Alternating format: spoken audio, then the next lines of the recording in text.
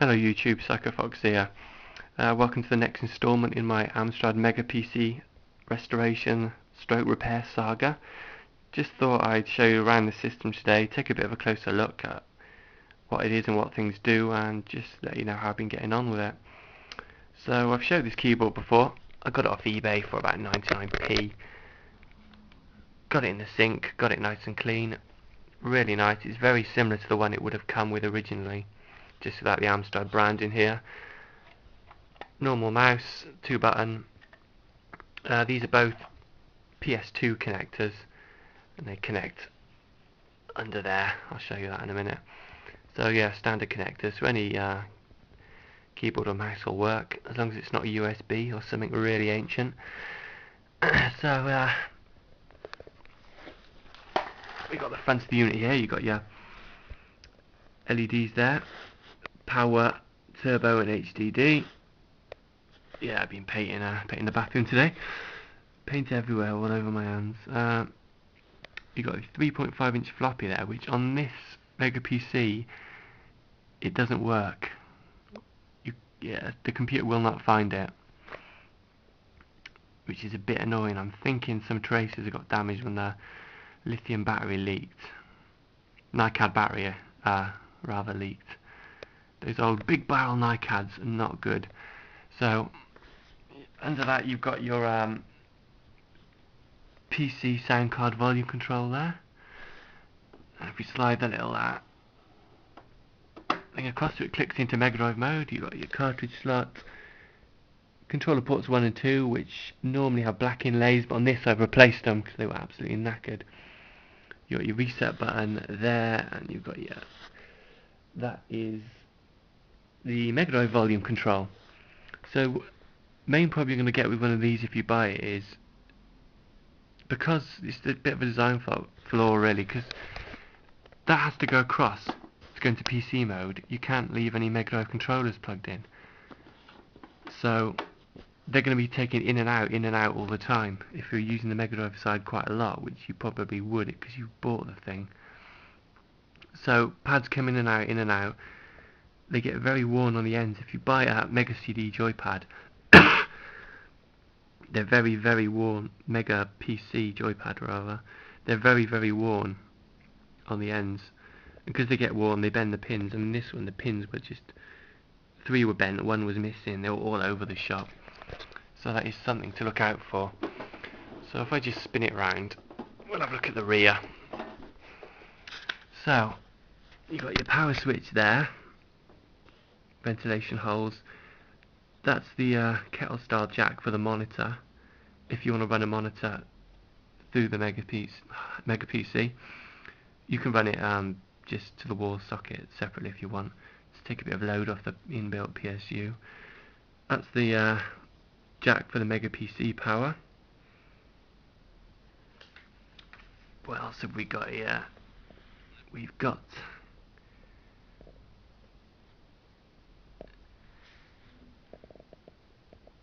the analog joystick port there.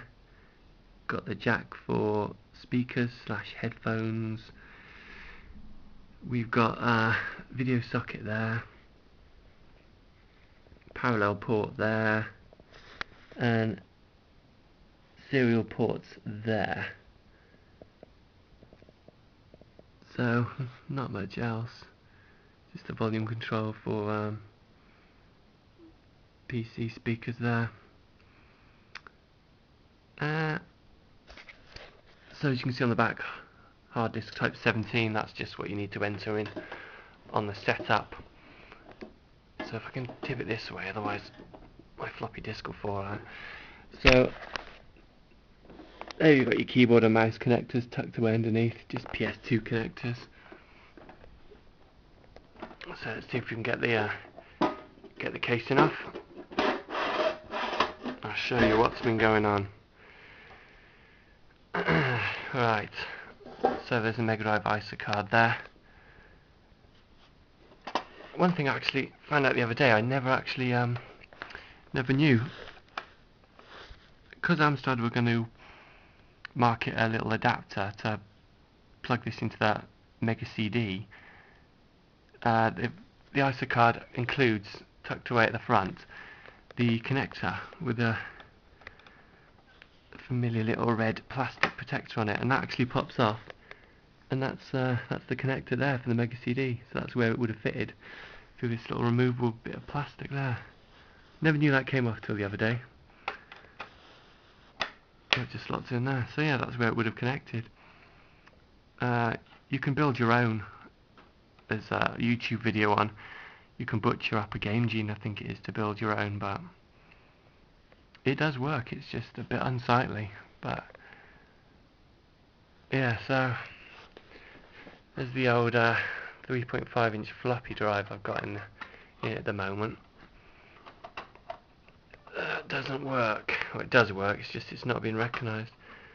So what I wound up doing was just cutting the flap off a regular one and sticking it onto it, because if you left the fascia on, it would not fit. It's not enough. It would just be too thick to protrude the button through the little hole in the casing at the front.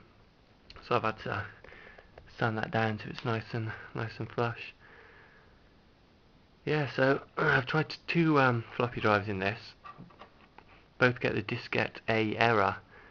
So it's not the problem with the actual floppy drive, it's the problem with the computer finding it. And I'm thinking the problem lies, I've got the Lithium LIR 2032 installed at the moment, just to save the settings, BIOS settings. So that's what you're going to need to replace the NiCad barrel with, one of these LIR 2032 3.6 volt battery. That can just be soldered in where the original NiCad one was. But as you can see, it's leaked. I've got some bare traces still there, so I'm thinking of retinning all them. And we've got the floppy drive ID cable here. Let me just pop that out. And what I noticed when I took it out first was all the acid and the blue deposits actually made their way up onto these legs.